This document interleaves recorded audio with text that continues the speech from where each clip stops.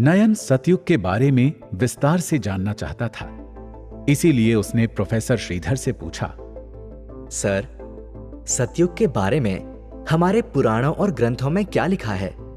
कैसा था वो समय? मैं वो सब डिटेल में जानना चाहता हूं। तो सुनो नयन, देखो, सतयुग एक ऐसा समय होता है जिस समय पृथ्वी पर सभी की चेतना हाईएस्ट लेवल पर होती है। उस समय के इंसानों और देवताओं में कोई अंतर नहीं होता।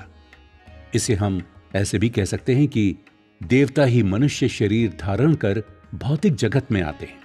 अब यहां पर देवताओं का अर्थ अलग तरह के लोगों से नहीं है। देवता मतलब जो दिव्य गुणों से भरपूर हो, जिसमें रत्ती भर भी अहंकार और विकार ना हो, जो खुद को शरीर मानकर न जीता हो बल्कि ब्रह्मांडीय चेतना ही समझता हो। ऐसे ही इंसान थे उस समय। उस समय के लोगों की सबसे बड़ी क्वालिटी ये थी कि उनके पास सत्य का ज्ञान था। वे उसी अनुभव से जीते थे, इसीलिए हर किसी के साथ वननेस की फीलिंग में ही रहते थे। यानी कोई अलग नहीं, कोई पराया नहीं, सभी एक हैं। इसीलिए उनमें प्रेम, शांति, सद्भाव, एकता रहती थी। सतयुग के लोगों का आभूषण उनका ज्ञान, उनके अच्छे गुण और मानसिक शक्तियां ही होते थे। वे अपनी आध्यात्मिक उन्नति और मानसिक शक्तियों को बढ़ाने पर ही काम करते थे। आजकल की तरह शरीर के दिखावे के पीछे नहीं लगते थे। सतयुग के लोग सच्चाई से भरा जीवन जीते थे। वे सिर्फ आत्मिक उन्नति पर ध्यान देते थे, जिसके लिए वे मेडिटेशन करते थे और एकमात्र परम चेतना के साथ एक होकर रहते थे। महाभारत के वन पर्व में सतयुग के लोगों के बारे में लिखा है, सतयुग में ना कोई गरीब था और ना कोई अमीर। उन्हें श्रम करने की भी आवश्यकता नहीं थी, क्योंकि उन्हें जो कुछ चाहिए था वो सब इच्छा शक्ति और मानसिक शक्तियों द्वारा प्राप्त किया जा सकता था। लेकिन उनका उद्देश्य सभी सांसारिक इच्छाओं का परित्याग कर परम चेतना में लीन रहना होता था। उस समय बीमारी, कोई घृणा या घमंड या बुरा विचार नहीं था, कोई दुख नहीं, कोई भय नहीं। समस्त मानव जाति परम सुख को प्राप्त कर सकती थी। इसीलिए सतयुग को स्वर्ण युग भी कहा जाता है। क्या सतयुग में भी आज की तरह इतने अलग अलग धर्म और उनके पूजा स्थल होते थे? नहीं नयन, उस समय केवल एक ही धर्म था और वो था सत्य। सत्य ही सनातन है, जो शुरू से था और आगे भी रहेगा। भले ही कितने धर्म आए और जाएं, हर धर्म के मूल में सत्य ही है। दरअसल अलग अलग धर्म तभी बने जब लोग अपने हायर स्पिरिचुअल और मेंटल स्टेट से नीचे आ गए। वे इस सत्य को भूल गए कि सभी एक ही परम सत्ता से बने हैं। जब लोग खुद को ईश्वर से और दूसरों से अलग मानने लगे, तब अलग अलग समय पर अलग अलग संतों, महापुरुषों ने जाकर लोगों को बताया, उन्हें सत्य से अवगत कराया। लेकिन लोगों ने उनके नाम पर ही नए धर्म का निर्माण कर दिया। फिर एक धर्म को दूसरे से अलग समझने लगे। तो फिर सतयुग के लोग वो किसकी पूजा करते थे? प्रकृति की। वो प्रकृति जो पंच तत्वों से बनी है, जिसके होने से हम इंसानों का जीवन है। सतयुगी इंसानों के लिए प्रकृति ही निराकार ईश्वर का साक्षात रूप थी।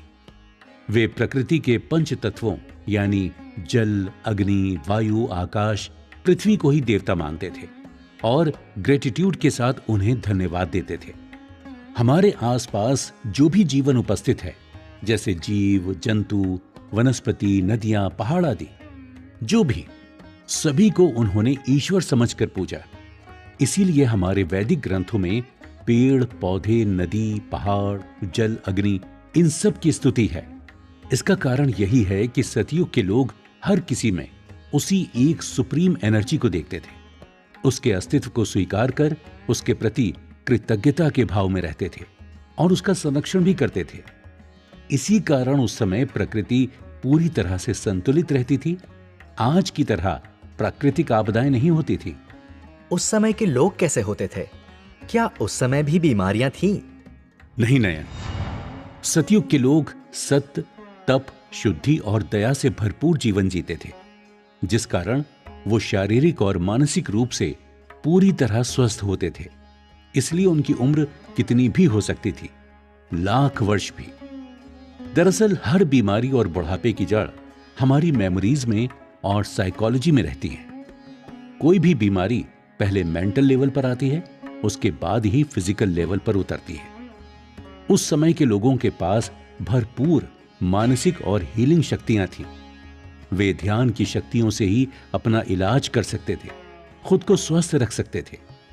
आजकल जो auto suggestion, affirmation, visualisation, reiki जैसी हीलिंग तकनीकों के द्वारा खुद को हील करने की बातें की जाती हैं ना, ऐसी और इससे भी कहीं ज्यादा एडवांस तकनीकें उस जमाने में हर कोई जानता था, जिससे वे खुद को हर मौसम में स्वस्थ रखते थे।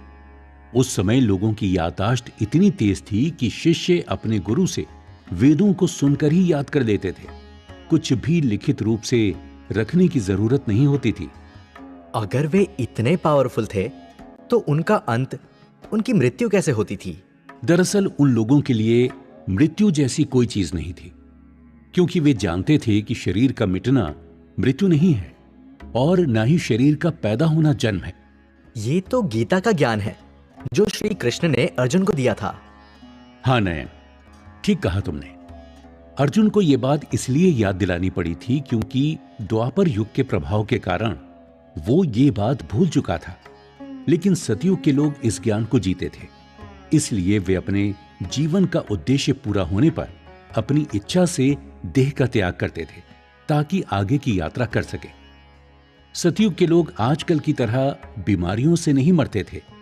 अगर तुम पुराने उस समय के माइथोलॉजिकल कैरेक्टर्स के बारे में पढ़ो तो तुम्हें यही पढ़ने को मिलेगा कि ज्यादातर लोगों ने अपनी इच्छा से या तो ध्यान करते हुए या फिर किसी और तरीके से शरीर को छोड़ा।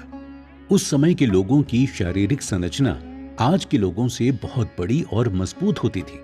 आर्कियोलॉजिस्ट को 30 फुट लंबे नर कंकाल भी मिले हैं जो उसी समय के थे। मैंने YouTube पर कुछ वीडियोस देखे थे जिसमें कुछ ऐसे योगियों के बारे में बताया गया था जिनकी उम्र सैकड़ों साल की क्लेम की जाती है। एक बाबा के बारे में तो कहा जाता है कि वे सतयुग से हैं। क्या ये पॉसिबल है? देखो नयन, जब कोई इंसान धर्म के चारों आधारों यानी सत, तप, शुद्धि और दया का पूरी तरह पालन कर स्पिरिचुअलिटी के हाईएस्ट स्टेट पर पहुंच जाता है, तब उसके लिए कोई भी बात नामुमकिन नहीं रह जाती। उसके पास किसी भी प्रकार की चमत्कारिक शक्तियां हो सकती हैं। वह अपने शरीर को मैनिफेस्टेशन से बना सकता है, गायब कर सकता है, किसी भी समय तक जिंदा रख सकता है।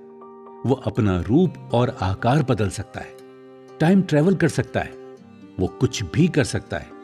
सतयुग के लोग विचार मात्र से कुछ भी कर सकते थे, टेलीपैथी से कम्युनिकेशन कर सकते थे, वे भविष्य भी देख सकते थे। ये सब बहुत ऊंची शक्तियां होती हैं जिन्हें सिद्धियां कहा जाता है। जैसे हनुमान जी को 8 सिद्धियां प्राप्त थी जिनसे वे अपना शरीर छोटा, बड़ा, हल्का, भारी, गायब कर सकते थे। वे पल भर में कहीं भी पहुंच सकते थे और कहा जाता है हनुमान जी आज भी जीवित हैं। हनुमान जी का जन्म तो त्रेता युग में हुआ था। तो सोचो, सतयुग के लोगों के पास ऐसी कितनी और किस स्तर की शक्तियां होंगी जिनके बारे में हम कल्पना भी नहीं कर सकते। वाकई ये सब मेरी कल्पना से भी बाहर की बात है। हाँ नया, उनकी शक्तियों की कुछ झलक हमें माइथोलॉजिकल कहानियों में मिलती है। जैसे नारद मुनि पल भर में तीनों लोकों की यात्रा कर लेते थे, देवता अपना रूप बदल लेते थे। मगर आज हमारे पास ऐसा पावर नहीं है, इसलिए हमें ये सब कहानियां झूठी लगती हैं। आजकल तो कोई इस बात पर भी विश्वास नहीं करेगा कि कोई इंसान हमेशा सच बोल सकता है। इस पर भी लोग कहेंगे ऐसा हो ही नहीं सकता, कभी ना कभी तो झूठ बोला ही होगा।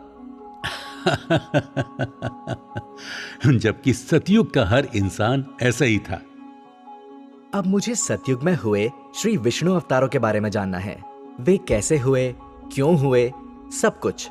और इसके बाद प्रोफेसर श्रीधर ने नयन को सतयुग में हुए श्री विष्णु अवतारों की कथाएं बतानी शुरू की, जिनमें पहला था मत्स्य अवतार।